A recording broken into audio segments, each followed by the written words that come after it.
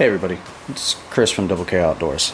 Today I just wanted to briefly discuss with you guys on some of the line choices that are out there. It's kind of more of a beginner's guide on, what kind of line to choose and kind of why you want to choose those lines.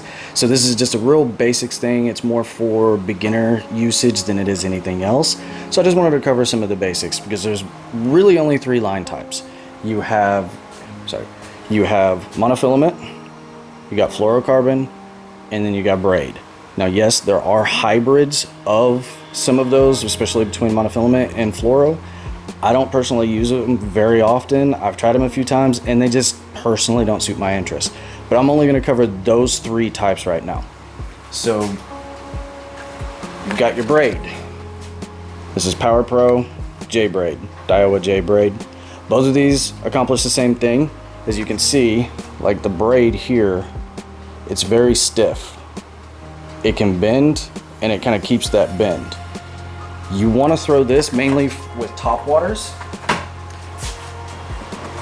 The main reason is, well, two reasons. Like, here's a couple of top waters. I throw it mainly for like poppers. This is a Yellow Magic Popper. This is a Whopper Plopper. It's a Whopper Plopper 90. I throw it with this for two reasons. One, braid floats really well. Two, zero stretch.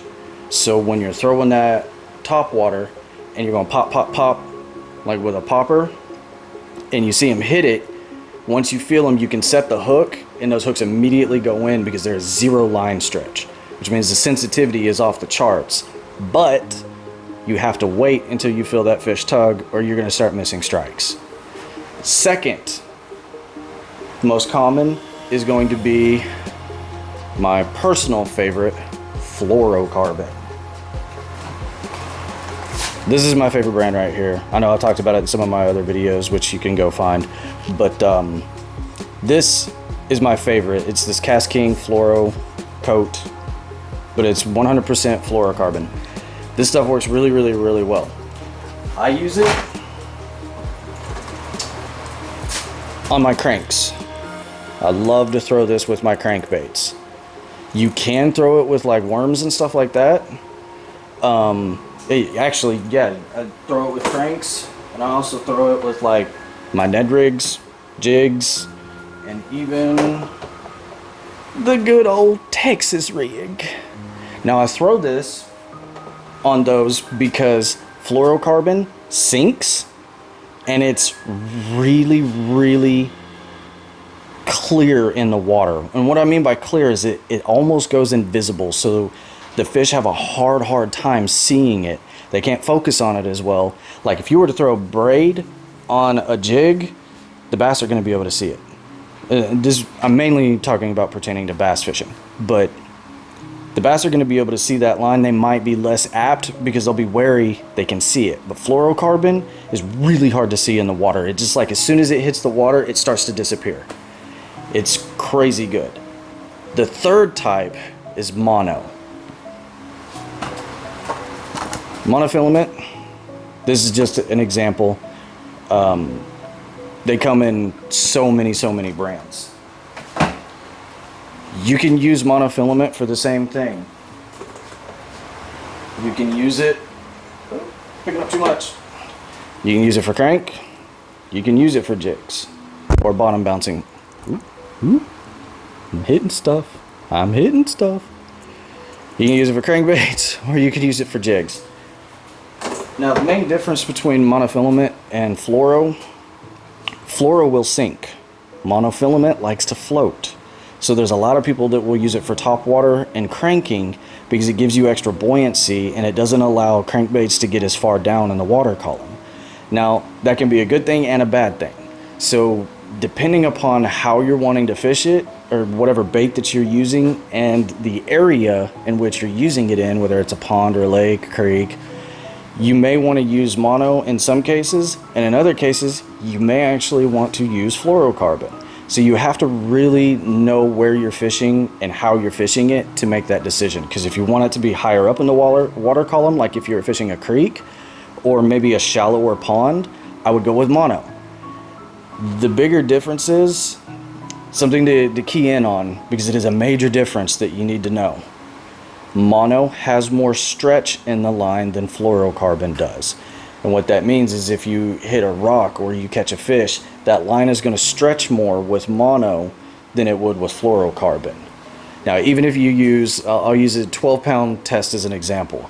You might get 3 to 4 inches of stretch out of mono, while fluorocarbon's only going to give you 2 to 3 inches. Now, that doesn't sound like a lot, but when you're out 20 to 30 feet, because you casted that far, and something grabs it, that's a lot of stretch that you got to deal with. And I personally don't use mono for anything outside of topwater and sometimes crankbaits, but that's it.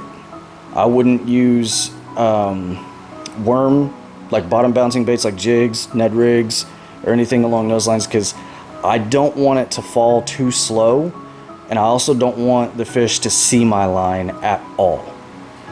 So those are the couple of types, and I do have an example of like a hybrid. This is like a hybrid that I was talking about. This is P-line. It's monofilament, but it's fluoro-coated. So it's got fluorocarbon coating on it, which helps make it less visible, but it's kind of in that, it's in between monofilament and fluorocarbon. I personally don't like it. To each their own though. So if it's something that you're interested in, by all means, test it. See what you personally like. The best thing that I could advise to do is buy something, like buy one of each type and see what it is that you like. Like I found the Cast King fluorocarbon on a whim. It was just one of those random buys because I try so many different lines to see which one fits my needs the best. And in this case, that Cast King fluorocarbon works so phenomenal for me that I'm probably not going to use anything else for a good while. I bought probably 10 different manufacturers before I came across the Cast King, and I stuck with it. But I do try a bunch of different lines.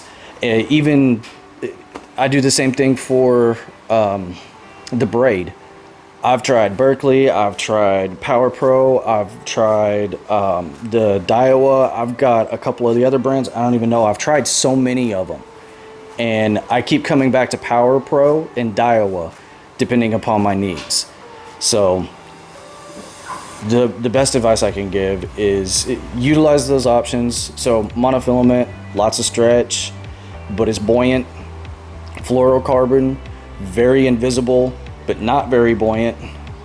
And then you got braid, very buoyant, extremely buoyant. It doesn't like to sink at all, but zero stretch.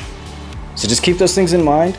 And the next time that you go out, I'm hoping that this information helps you get on some bigger fish and better fish. And maybe if it doesn't get you on bigger fish, I'm hoping that it gets you on more fish. And that's the goal, isn't it? To keep catching. I kind of keep saying it, whether or not it's sinking in. I mean, hello, McFly. I want you guys to catch fish. This is kind of the way that I'm trying to help people, especially newer to the sport of bass fishing. This is a great way to understand why this line matters, because when you go into the store, holy crap, there's so many options on the wall. It's crazy. It's just like, well, why would I pick this over this? And not all brands or not all line is the same. So keep in mind, and I'm going to say this routinely throughout some of my videos, in the bass fishing world, you do kind of get what you pay for. So if you buy a brand of line that's like $2, you're only going to get $2 quality. They skimp on the quality control. In my opinion, they skimp on the quality control. I have no proof of that. But the line's not going to be as good as if you spend $10 on a spool of line or $15 on a spool of line. Now that doesn't mean go out and spend $50 on 100 yards of line. That doesn't mean it's going to be great line. It may be horrible line for your application. But what I'm saying is take your time, invest in it slowly until you find the one that you're looking for if you're on a budget. If you have plenty of money to spend, then go out and, you know, spool up a bunch of different rods with the same type of line, like all fluorocarbon, see which one you like best. But I know a lot of people in this day and age, they can't afford to do that. I digress.